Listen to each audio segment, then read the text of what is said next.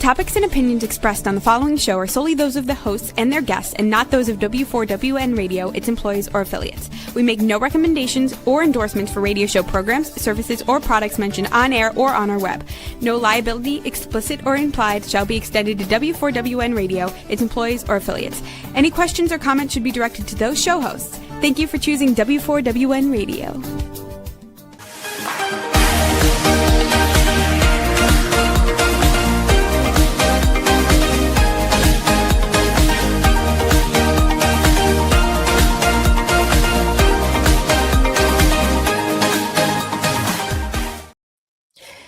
Hello and welcome to Fearless Fabulous You. I'm your host, Melanie Young, and it's Christmas Eve 2025. What am I doing on the show? I don't know. Everybody's already traveling, but David and I are spending our first Christmas together here in New Orleans, and we're excited because it's our really official first Christmas. And we're going to talk today about something that I consider important, which is making New Year's resolutions.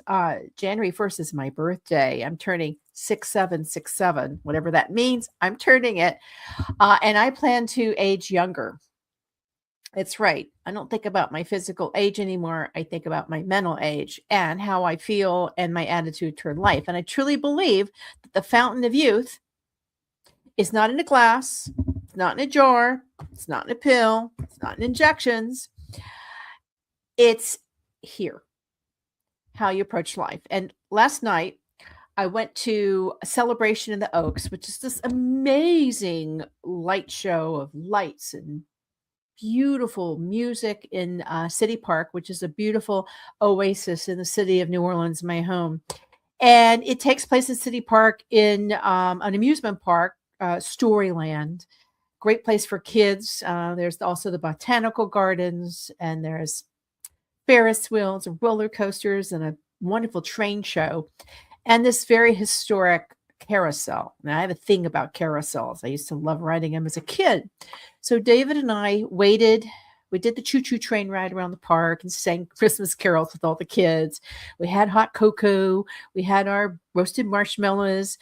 And then we decided to ride the carousel, and we waited till we get the horses that go up and down and up and down. Why am I sharing this with you? Because as I was on that carousel ride, holding on tight, I was thinking about how nice it is to be a kid and approach life from the eyes of someone that is still excited about life. And is still excited about crazy things like riding a carousel and toasting marshmallows and walking around looking at lights and bubbles going up and fake snow. And I said to myself, I'm getting ready to turn a year older, but I'm going to turn back the clock in my head. I can't do anything about my physical age, but I can do a lot about my mental age. And so can you.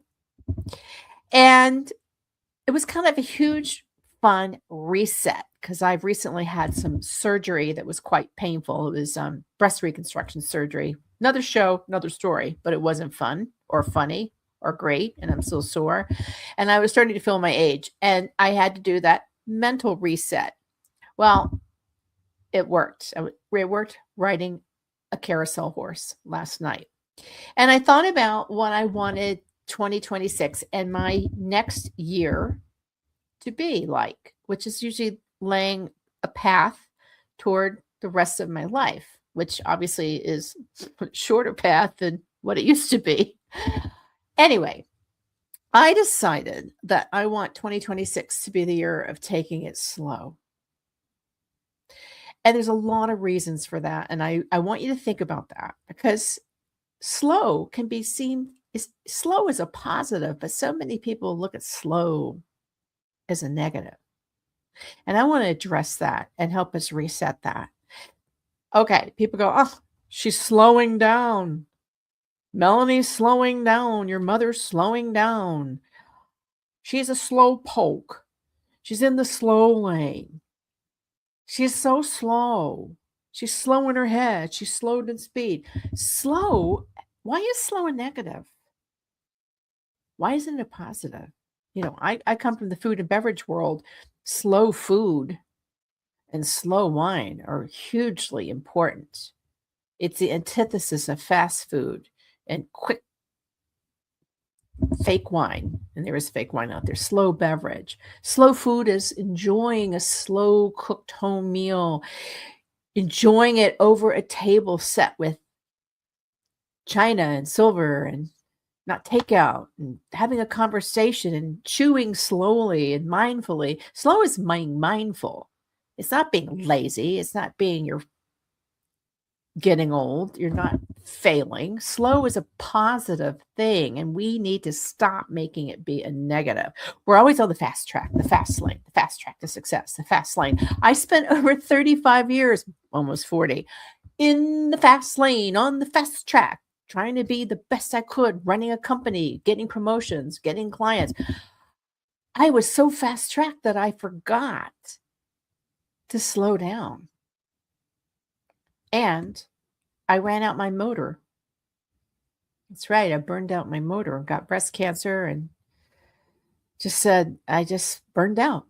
Because if you press the accelerator too hard and too fast, and you're always going fast in the fast lane, you will blow out your mental motor, I promise. So let's get it all rebalanced.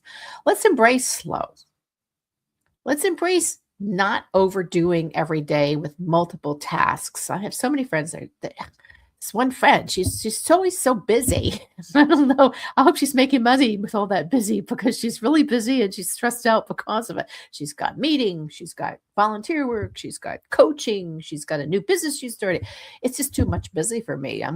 I said to her, I hope that this busy brings you a lot of joy, doesn't stress you out, keeps you healthy, and makes you money. Because I'm kind of looking at things like, do I want to be busy just to say I'm busy all the time? No. In fact, I'm too busy already.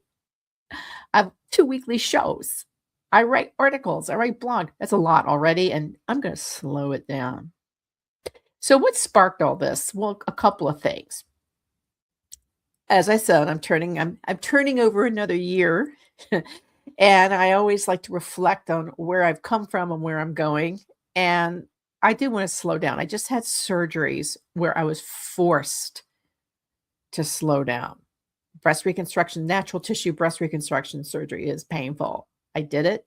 I needed to do it. I did it. I had a little issue, had to go have some things, an infection removed. I was forced to slow down. But in the process of having to slow down, I learned it's not so bad.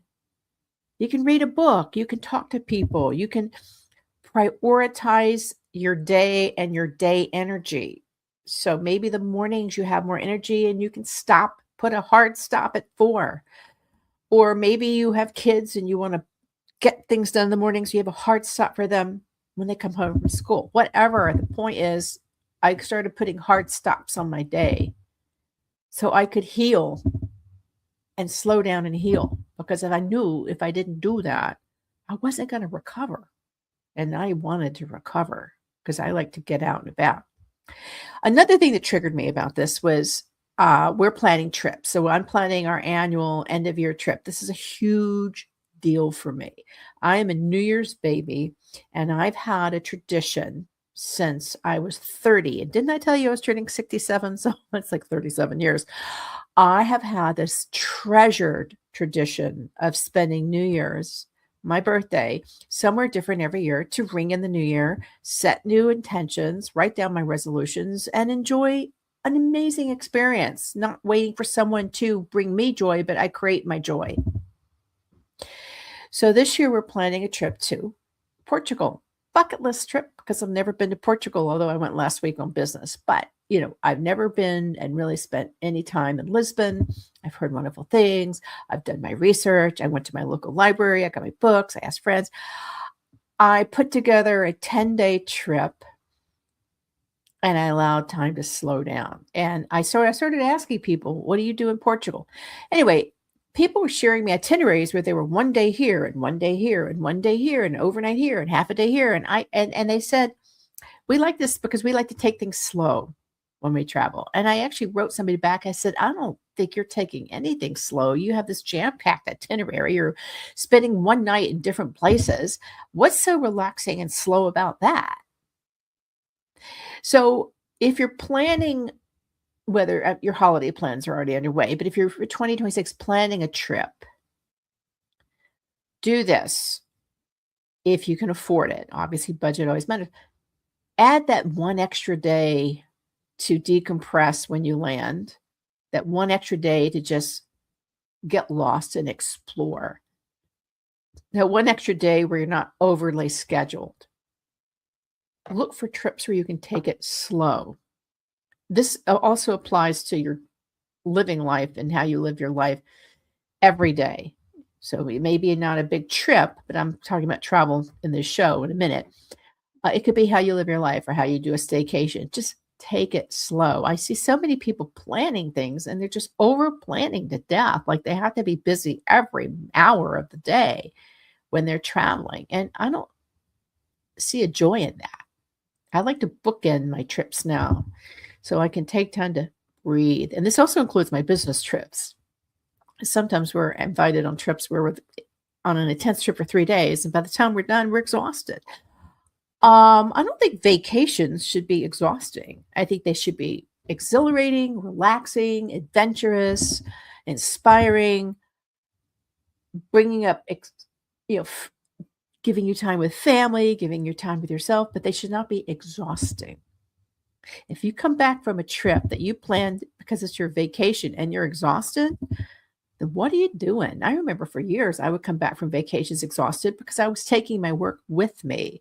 I was like, I'm on a working vacation. You are never on a working vacation. You are either working or you're on vacation, but you're not going on a working vacation. I did that for years. I went to Hawaii. I went to Italy. I went to so many places that were supposed to be a vacation, and they ended up, I was working. And you know what? It didn't work. They were fun, but they weren't really fun. And more importantly, they weren't relaxing, and I wasn't taking it slow. So I want you to find ways to take it slow. It doesn't mean you're bowing out. It doesn't mean you're not keeping up. It doesn't mean you're wasting time, because time is very precious. And hopefully you're taking it slow to savor the moments, to connect with where you are, not to be always thinking about where you want to go. The destination is awesome, but the journey should be premier. So I want you to think about that as my end of your holiday message to you, as you think about what you want to be, what you want your 2026 to look like, which is just that ongoing roadmap of life. And don't overpack your resolutions and your to-do list. Just take it slow. You don't have to accomplish any resolutions within the first 3 months of the year. Many people give up. Just pace yourself. I always like to say, I used to go on these trekking trips when I was single, and I would join these trekking trips. And I trekked to Nepal, I trekked to Peru, I was trekking in Ecuador, I was always trekking. I like to trek, but I was always groups. And there were always these annoying people, and I'm sorry, but they are annoying people who always had to be at the front. They always had to be the first. They always had to be the first to the place we were going. They're always faster and pacing. And they'd be like, what's taking you so long? What's taking you so long? We got there first. And I'd be like, at the end, because I was stopping to smell the flowers. I was stopping to take pictures. I was just stopping because I didn't really want to wear myself out. So I stopped doing those group trips because I stopped wanting to be with annoying people that were just, I got to be first. And I used to say with them, this isn't a race. It's a vacation. Enjoy the pace. So frankly, if you are one of those people that likes the fast pace and wants to be the first and whatnot, goody for you. Go have a good time. I don't want to travel with you. Sorry. I want to just enjoy my own pace and not feel pressured. That's why I don't do bike trips. That's why I don't do any more group hiking trips, because I don't want to feel like I have to keep up with anybody else. I know I'm going to be the slow one. And you know what? That's okay. I want it to be okay to be the slow one. I don't want to be the fastest. I just want to get places hopefully on time and in good shape. And goodness knows I've been on a couple of winery trips where I joined the e-bikes and the vineyards, and I was the last one. And They were all waiting for me. And people were like, hey, slowpoke, when you're going to show up? Well, first of all, don't ever call somebody a slowpoke because they may be whip smart here and they're going to get you for that. Don't call anybody names at all. Let people enjoy the pace they want to be. Okay, so that's my little message about taking it slow. Now I'm going to talk about slow travel because I'm a big believer in travel and I'm a big believer in taking travel slowly. So what does that mean? Maybe if you can do it and afford it, book an extra day at the start of your trip, particularly if you're going overseas and you know there's a time difference or cross country. Book in your day with a rest day so that you have a day to land, a day to make sure that you have time in case the flights are delayed. Bring a book because there's usually a delay, or an ebook, a book. I like books. I like library books. And have that cushion day is what I call it when you land. And maybe have that last day be just a day to relax and revisit some sites that maybe you missed. Try to, if you can, not schedule the 5 or 6 a.m. flight out. Have a nice breakfast. Have that great send-off. Don't rush it. If you can afford to do that, I encourage you to do it because you will have a better trip experience. When you travel, I like booking. I had a great experience recently with booking some guided trips because guided tours are a great way to see a city you've never been to. You can do a private guide, or I just went on booking.com and got a discount on a small group morning tour of the historic part of Lisbon. I signed up. It was like $2. $2. I could afford it. When I land in a city, I like to do a tour, small, private, or just maybe a handful of people just to get my bearings. So I'm not getting lost. I'm not passing key sites. I'm getting a feel for where I am. That half day, I allow myself that. Is usually followed by lunch and relaxing and visiting other sites. But that way you're taking it slow, but you're taking it guidedly slow. So I encourage you to do that. And again, there's many great sources for tours. I highly recommend if you're traveling to join a Facebook group or a meetup. I do Facebook for the city. I did Lisbon. I did like 1 or 2 Facebook groups for Lisbon. I said, hey, I'm coming Christmas week. What would you recommend in terms of guided tours? And how much do you spend? And I think the recommendations I got have saved me quite a bit of money on reasonable guided tours. I didn't overschedule them. I have been one here and one here. And then the rest of the time, we're just going to explore neighborhoods and get to know different areas because it's important to get out of the touristy areas. Yeah, you want to see all the things that are highlights in every city. I mean, I used to live in New York. Everybody wanted to see the Statue of Liberty. They wanted to go to Times Square. They want to go to this and that museum. But I would always say, check out this little neighborhood. It's charming. And I say that about New Orleans too. Check out the Melanie. Check out the Bywater. Get out of the French Quarter. Go to City Park. Take it slow and expand. So that's a way I like to travel. I'm big on guidebooks. I have never been loyal to any guidebooks, but I just recently went to the library because I love my library card and picked up a Lonely Planet and a Rick Steves for Portugal. And I got to tell you, I've never listened to or followed Rick Steves, but I got to hand it to him. He's got some great information and free audio guides, which I plan to listen to. Free audio guides, because when I travel somewhere, I love to immerse myself in the area, and I hope you do too. Try not to travel superficiously when you travel. Go out and meet people, talk to locals. That's the only reason I've never done a cruise ship, and I'm not knocking cruise ships because right now, toward the end of the year, you can get some of the best deals on cruise ships ever, including free airfare on one of them. I think Norwegian Cruise Line has a free airfare offer to go to Asia. I'm like, wow, it's tempting. But you don't get to meet any locals. You don't get to sit in a cafe and chat with people. Or, I used to travel alone. I'd sit by myself and just talk to people. You don't get to do that on a cruise. You talk to other passengers. who then sit and talk about where they've been and where they're going. If it's for you, awesome. I'm not knocking it. I got to try one. I'm looking at some of the ones that are complicated itineraries. I think they sound pretty awesome. We'll see. So if you haven't given anyone any gifts, or maybe you're going to do like I do and do first of the year gifts, New Year's gifts, because I'm a New Year's baby, consider giving someone who loves to travel. Hint, airline travel gift cards. If you know they love to fly Delta, give them a Delta gift card or United gift card. That's a great gift. Let them pick their travel. Give them a gift card to a tour company that works all over the place. For example, I just discovered Eating Europe.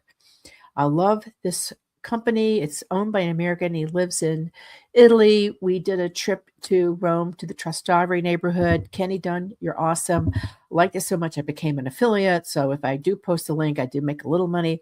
We're doing the Eating Europe Lisbon Day Tour because I love discovering all these like little culinary places that you wouldn't find yourself and learning the history of the food. And so where am I going with this? Get a gift card. Eating Europe, I think, is offering a 25% discount on gift cards right now. What a great gift to give someone. And you know, it doesn't cost much to mail. You can actually have it emailed. So I love, there's some other culinary tour companies. If they're into art, give them an art pass. Do you know you can buy a pass that will give you access to museums all over the United States? Yes, it's an art pass. I'm going to post a lot of this on my social at Melanie Fabulous. Another great gift is if you know someone is like me, loves to go hiking and go visit national parks, give someone a national parks pass. It gives you access to all the national parks in the United States. And here's something cool. If you were over, I think it's 65, it may be, 62. If you're a U.S. resident or permanent resident, U.S. citizen, age 62 or older, you can give or get, I gave it to myself, a senior lifetime pass to all national parks for life for $80. It's $20 a year. So I did the 80. An annual pass for anybody is 80. So that's a great thing, but it's annual. But if you have someone you love and they love to travel and they're over 62, get them the National Senior Parks Pass. It's like awesome. Another great gift is locally, if you know they love a certain museum, get them a museum membership. I joined City Park. I love City Park. It's like my giant backyard. I gave myself and my husband at the senior rate a City Park membership. It gets you all sorts of discounts to the wonderful attractions in City Park. And every city has a park you love. Support them. They're all nonprofit. And everybody was hurt this year. Another great gift. And these are all like order online, get the card, send it to friends. Say, I know you love outdoors. I want to give you a park pass. I want you to support your local park. And you're supporting a local organization that you love. If you know they're into music, get them a membership to their their public radio station. I joined WWOZ, which is based here in New Orleans, but you can hear it all over the United States. I became a member, and you get all sorts of discounts with that to local attractions, but you're also supporting a treasure, which is American culture that was hurt this year through cuts. So if you know someone loves the arts, give them a museum pass or a membership to an organization that supports the arts. Same with sports. Get them a season pass to a team they love. I mean, it doesn't have to be expensive, like a football game. It could be like a little league, But think that way. Think about what you can give people that isn't just an object they have, they put on the table, they wear once, they stick in the closet. I spent years cleaning out all the crap my mother had that was gifted to her, including hundreds of candles. Give experiences that can last a year or a lifetime and help an organization at the same time. Whether it's theater, a theater membership, great gift, or a museum membership. As I said, a membership to the local public radio station, all good. And then there's all these fun things like of the month. There's a coffee of the month. There's an ice cream of the month. If you know somebody's really crazy about chocolate, give them chocolate of the month. Those are great gifts. They don't cost a lot. They don't weigh a lot because postage is expensive, and it will last throughout the year. And people can slowly enjoy it, because that's really what it's about, is thinking about what people can enjoy and use. Now, here's another one. I recently sent a very good friend of mine some gumbo from New Orleans. She had surgery. And when my mom died, she sent me and David chicken soup for this. She sent us a big pot of chicken soup. I don't know where it came from. It was just this huge thing of chicken soup that we could heat up. So I sent her some New Orleans gumbo because I love sending the flavors of where I live to people I love. And it was a very positive experience. She got a gumbo from Commander's Palace for $8. I think it was $89. So about 10 was shipping at $12 per person for this wonderful gumbo from one of the top rated restaurants in America. All she had to do was heat it. She said it was delicious. That was through Goldbelly. A lot of my friends don't know who Goldbelly is. I'm actually so entranced by this company, and I have no business alliance to them, but they're offering a discount right now that I plan to use it more often to send local food to friends. It actually, Goldbelly, I think the founder's in New York, and I hope to interview him for the Connected Table, but it exploded and really provided restaurants who had been shuttered during COVID. It basically threw them a lifeline. I've been told by many restaurants, if it wasn't for Goldbelly, they would have gone under during COVID. So kudos to the company. It was a great experience.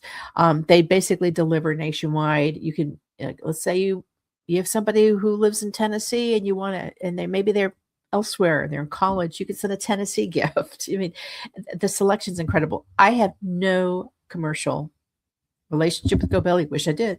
Eating Europe, I get a little commission, but I do like eatingeurope.com because I can personally tell you I went on the tours, think they're awesome, and got a lot out of it. There's many, many more.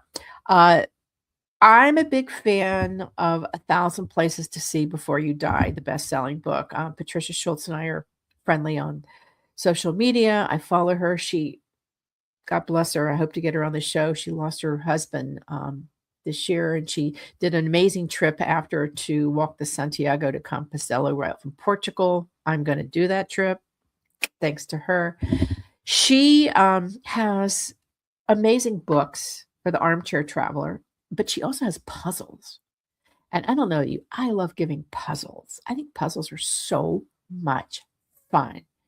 And so I'm probably going to get, she's doing 25% off right now, but you can go on 1000places.com and get your travel loving friend a puzzle or a guidebook. What a great gift.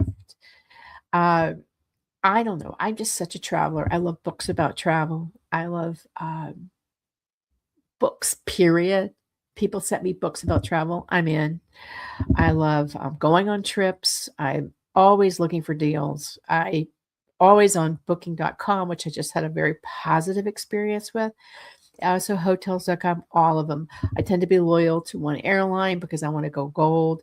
I just wish that travel was easier once you get to the airport and people are not, it's difficult, but take it slow at the airport. So my tip is always leave an hour earlier than you planned. So I always leave 3 hours before a flight, 2.5 max, usually 3 to get there. If it's domestic, if it's international, I allow a lot more time. I can tell you that the New Orleans airport, and probably at your local airport, there are apps and QR codes where you can join and get discounts while you wait. Do it. I sometimes pick up local gifts at a store I love called Flirty Girl, FLEURTY Girl, local, wonderful, flirtygirl.com. I buy gifts to bring to people. I use airport time to relax because I don't want to board a flight stressed out. I don't want to land stressed out. I don't want to be stressed out. I want to take it slow. So this is what I want you to do. I want you to think about ways you can take it slow in how you approach life and what you do and how you pace yourself. And as Coco Chanel used to say, before you leave, to go out, look in the mirror and figure out what one thing you can remove. Well, it's accessories, but I'm saying it's time too. What's the one or two things you can remove from your schedule so you can take it slow, whether you're at home, working from home, or running a home, or at work, or planning a trip? What's the one thing you can stop, toss, take it slow, or assign to someone else? I think slow is a good thing. I like it in my diet. I like it in my food. I like slow cooked meals.